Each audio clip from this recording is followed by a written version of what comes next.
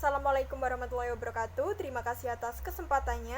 Kami dari kelompok 10 akan mempresentasikan bab mengenai pasar uang. Perkenalkan, nama saya Erika Dwi Syafitri dengan NIM 2019-210008. Yang pertama saya akan memperkenalkan mengenai apa sih pengertian dari pasar uang.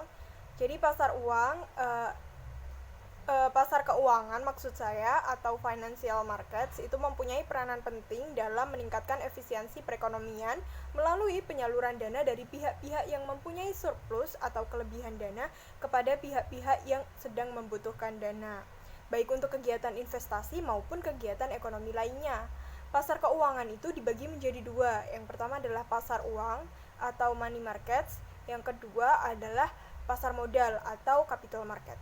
Nah, pada bab ini kita dikhususkan untuk membahas mengenai pasar uang. Pasar uang adalah pasar tempat diperdagangkannya surat-surat berharga yang berjangka waktu kurang dari 1 tahun atau berjangka waktu pendek. Pasar uang itu merupakan pasar suatu pihak meminjam dana dari pihak yang lainnya pada tingkat suku bunga tertentu. Seperti itu. Lalu pasar uang itu memiliki ciri-ciri, diantaranya yang pertama adalah menekankan pada pemenuhan dana jangka pendek atau dana yang kurang dari 1 tahun. Lalu yang kedua, mekanisme pasar uang ditekankan untuk mempertemukan pihak yang mempunyai kelebihan dana dan yang membutuhkan dana. Lalu yang ketiga adalah tidak terikat pada tempat tertentu seperti halnya pasar modal, karena mengingat pasar modal itu harus berada pada tempat tertentu dipertemukannya pembeli dan penjual. Bagi otoritas moneter, keberadaan pasar uang itu penting untuk mendapatkan informasi. Ada 3 informasi yang dapat dimanfaatkan dari pasar keuangan yang berkembang cepat dalam beberapa dekade terakhir. Yang pertama adalah memberikan informasi awal atas ekspektasi pasar terhadap perkembangan ekonomi makro serta perubahan struktur tingkat suku bunga terkait dengan arahnya pertumbuhan ekonomi ke depan. Lalu yang kedua adalah perkembangan dari expected volatility dari harga future financial markets memberikan sinyal tingkat ketidakpastian dalam perekonomian, meskipun sampai saat ini belum ada kesepakatan umum mengenai bagaimana membaca tingkat volatility secara pasti. Lalu yang ketiga adalah harga-harga di pasar keuangan memberikan indikator terhadap ekspektasi dari perilaku-perilaku pasar terkait dengan tindakan kebijakan moneter. Lalu di samping itu, bagi bank sentral, pasar uang mempunyai media yang penting dalam mengimplementasikan kebijakan moneter, baik yang memiliki strategi kuantitas atau uang beredar maupun harga atau suku bunga, dalam rangka mencapai sasaran akhir bank sentral, yaitu tingkat stabilan harga, pertumbuhan ekonomi yang berkelanjutan, dan penyerapan tenaga kerja. Untuk mencapai sasaran-sasaran yang dimaksud, bank sentral berupaya mempengaruhi tingkat likuiditas perbankan serta suku bunga jangka pendek yang lebih lanjut, berdampak pada aktivitas perekonomian secara makro. Lalu, apa sih tujuan dari pasar uang? Tujuan yang utama dari pasar uang adalah mencari keamanan dan likuiditas di samping peluang untuk memperoleh pendapatan bunga. Sedangkan tujuan lain dari pasar uang itu dilihat dari 2 sisi. Yang pertama adalah sisi yang membutuhkan dana. Ada empat tujuan dari sisi yang membutuhkan dana. Yang pertama adalah untuk memenuhi kebutuhan jangka pendek seperti membayar hutang yang segera akan jatuh tempo. Lalu yang kedua, memenuhi kebutuhan likuiditas. Karena disebabkan kekurangan uang kas, jadi suatu perorangan atau suatu organisasi itu harus meminjam uang. Lalu yang ketiga, untuk memenuhi kebutuhan modal kerja, yaitu membayar sewa biaya, upah karyawan, gaji, pembelian bahan, dan kebutuhan modal lainnya.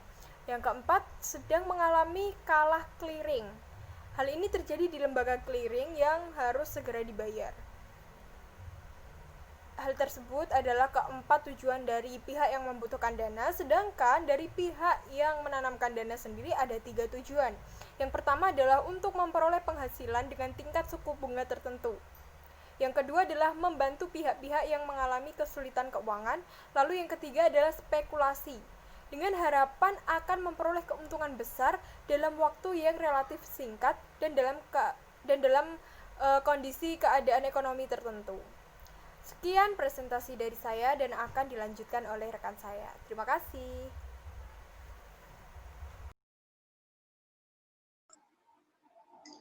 Baik, terima kasih atas kesempatannya. Assalamualaikum warahmatullahi wabarakatuh.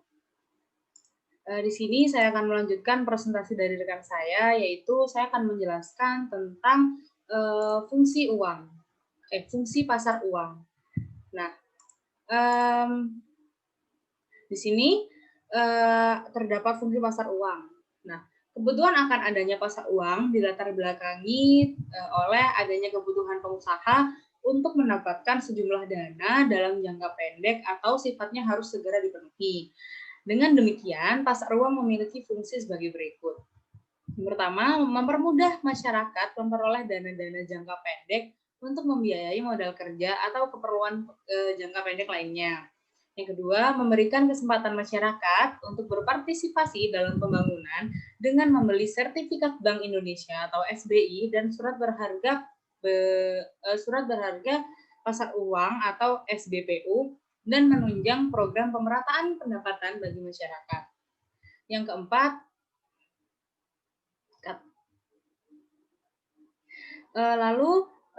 selain saya menjelaskan tentang fungsi dari pasar uang, selanjutnya saya akan menjelaskan peserta pasar uang. Nah, lembaga-lembaga yang ikut dalam pasar uang adalah antara lain bank-bank, perusahaan-perusahaan umum, perusahaan asuransi, yayasan, dan lembaga keuangan lainnya seperti koperasi dan rumah gadai. Jadi sekian presentasi dari saya. Apabila ada kesalahan kata, saya mohon maaf sebesar-besarnya. Di sini saya Dewi Makfiro dengan NIM 009 pamit undur diri. Presentasi selanjutnya akan dibawakan oleh rekan saya. Terima kasih. Assalamualaikum warahmatullahi wabarakatuh. Assalamualaikum warahmatullahi wabarakatuh. Terima kasih atas kesempatannya. Nama saya Infanta Fazia Agbiridanti, NIM 2019-210049. Di sini saya akan melanjutkan presentasi dari rekan saya yang sebelumnya mengenai pasar uang. Nah, di sini saya akan membahas lebih lanjut mengenai aliran dana dalam sistem keuangan. Nah, apabila bisa dilihat di PowerPoint saya, ada bagan atau skema yang menunjukkan aliran dana dalam sistem keuangan. Jadi aliran dana ini ada dua jenis. Ada direct finance atau pembiayaan langsung, dan ada juga indirect finance atau pembiayaan tidak langsung. Nah, saya akan menjelaskan terlebih dahulu mengenai yang indirect finance. Nah, indirect finance ini adalah pembiayaan dari pihak yang berkelebihan dana pada pihak yang kekurangan dana, namun melewati lembaga intermediasi. Nah, lembaga intermediasi ini bisa juga seperti bank, non-bank, itu juga bisa. Jadi, pengaliran dananya itu tidak secara langsung terjadi, tapi masih ada lembaga intermediasi antara si pihak yang berkelebihan dana dengan pihak yang kekurangan dana. Kemudian, untuk yang direct finance atau pembiayaan langsung, itu adalah aliran dana dari pihak yang berkelebihan dana pada pihak yang berkekurangan dana itu secara langsung terjadi di pasar uang. Jadi tidak ada lembaga intermediasi di sini, dan pihak yang berkelebihan dana atau disebut juga dengan lender savers dengan pihak yang kekurangan dana atau borrower spenders itu langsung bertemu di sebuah pasar uang. Jadi di situ perbedaannya. Nah, baik, saya akan melanjutkan ke karakteristik pasar uang. Nah, ada beberapa karakteristik dari pasar uang. Yang pertama, adanya pertemuan antara pihak surplus dan pihak defisit. Nah, pihak surplus di sini adalah pihak yang berkelebihan dana atau kita sebut juga dengan lender savers. Nah, sedangkan pihak defisit di sini maksudnya adalah pihak yang berkekurangan dana atau borrower spender. Jadi, karakteristik pasar uang yang pertama itu pertemuan antara pihak yang berkelebihan dana atau defisit itu atau surplus itu tadi, dengan pihak yang berkekurangan dana atau yang defisit. Kemudian karakteristik yang kedua adalah transaksinya bersifat jangka pendek. Sesuai dengan fungsi pasar uang yaitu membantu pendanaan jangka pendek. Jadi mulai dari overnight hingga 1 tahun itu maksimal. Kemudian yang ketiga, memungkinkan adanya transaksi pinjam-meminjam. Nah, karena tadi ada pihak yang berkelebihan dana, ada juga pihak yang kekurangan dana di dalam sebuah pasar uang, di situ akan memungkinkan terjadinya transaksi pinjam-meminjam antara dua pihak ini. Baik, saya rasa cukup dari saya. Materi selanjutnya akan dilanjutkan oleh rekan saya yang berikutnya. Terima kasih. Assalamualaikum warahmatullahi wabarakatuh. Assalamualaikum warahmatullahi wabarakatuh. Terima kasih atas kesempatannya. Di sini perkenalkan, nama saya Muhammad Sofyan Lukman dengan NIM 2019-210076. Di sini saya akan menjelaskan kebutuhan adanya pasar uang.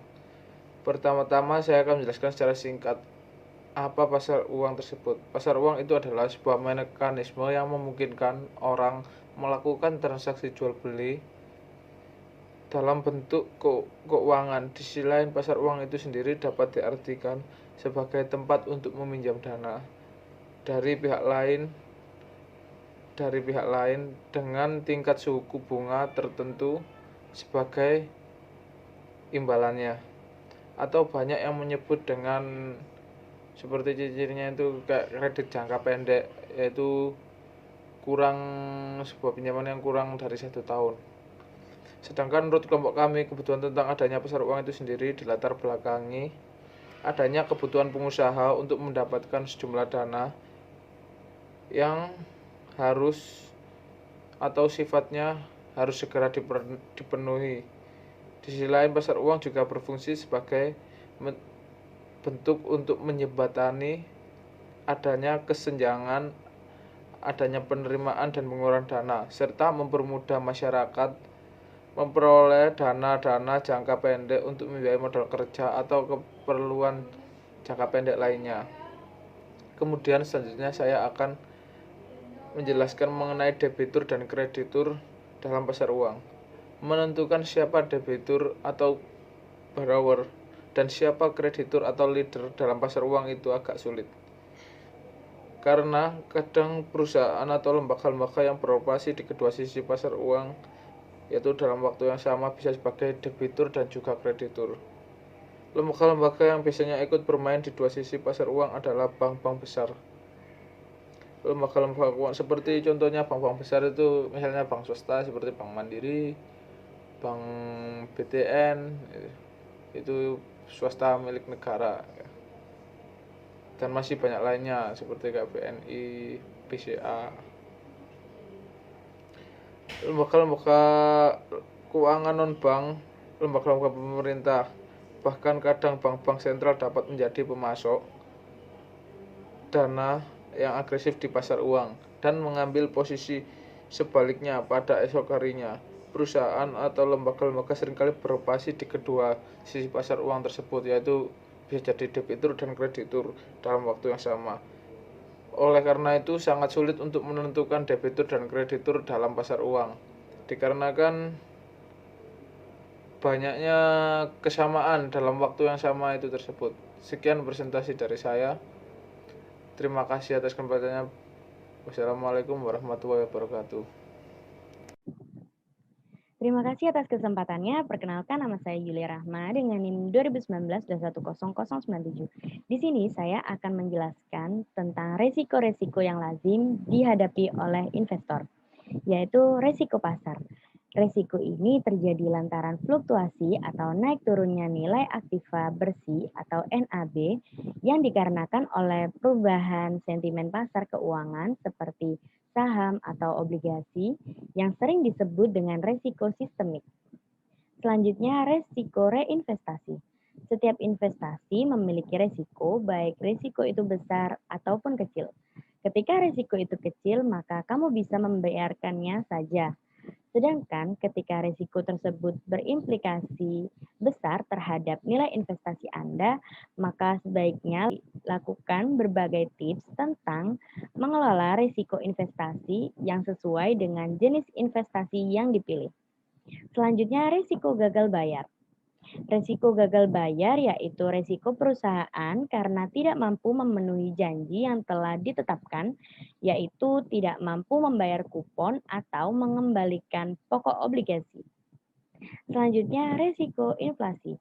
Resiko inflasi juga disebut resiko daya beli, yaitu peluang bahwa arus kas dari investasi tidak akan bernilai sebanyak di masa depan karena perubahan daya beli karena inflasi. Risiko inflasi ini adalah risiko yang diambil oleh investor saat memegang uang tunai atau berinvestasi dalam aset yang tidak terkait dengan inflasi. Risikonya adalah bahwa nilai tunai akan berkurang oleh inflasi. Selanjutnya, risiko valuta. Risiko valuta asing atau falas ini adalah risiko yang disebabkan oleh perubahan kurs valuta asing yang di pasaran yang tidak sesuai lagi dengan yang diharapkan, terutama pada saat diskonversikan dengan mata uang domestik. Risiko jenis ini berkaitan dengan sebuah fluktuasi nilai tukar rupiah terhadap mata uang negara lain. Pada umumnya, risiko jenis ini juga disebut dengan currency risk atau exchange rate risk. Yang terakhir ada risiko politik. Risiko politik adalah risiko yang terkait dengan perubahan struktur, aturan, atau kebijakan pemerintah yang dapat berdampak negatif pada pihak-pihak tertentu, seperti bisnis dan investor. Dampak tersebut dapat berupa kehilangan aset, pendapatan, investasi, atau kontrol manajerial. Contohnya termasuk penerapan undang-undang pajak, tarif, pengambilan aset nasionalisasi, atau pembatasan repatriasi laba. Selanjutnya ada instrumen-instrumen pasar uang yang banyak ditransaksikan di berbagai negara dan diperdagangkan secara internasional antara lain treasury bill, commercial paper, negotiable certificates of deposit, banker acceptance, bill of exchange, repurchase agreement, feed funds, instrumen yang diperdagangkan dalam pasar uang di Indonesia saat ini antara lain sertifikat Bank Indonesia, surat berharga pasar uang, sertifikat deposito, commercial paper, call money, repurchase agreement, banker acceptance, dan promissory note. Sekian presentasi yang dibawakan oleh kelompok kami. Kurang lebihnya mohon maaf. Assalamualaikum warahmatullahi wabarakatuh.